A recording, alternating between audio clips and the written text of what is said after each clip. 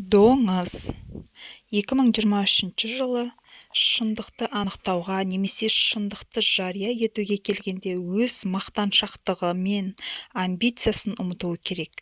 Сіз кез келген ұйымдастырылған процестен аулақ болу керексіз. Өйткені бұл сіздің позицияңыз бен әлеуметтік мәртебеңізді құртады. Халықтың үлкен тобында болу, кез келген бұқаралық іс-шараға қатысу, әсіресе ол тақырыптық түрде белгіленген болса, сізге қолайсыз. Алдағы жылдың жаңалықтарын сыни тұрғыдан қабылдауыңыз керек. Табыс дәйектілікпен, бұрынғы жетістіктеріңізбен және уақытпен тексерілген серіктестікпен байланысты болады.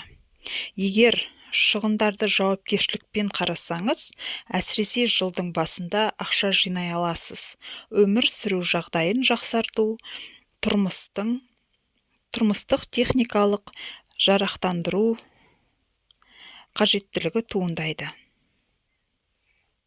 Жеке өмірге күрт өзгеріс болуы мүмкін.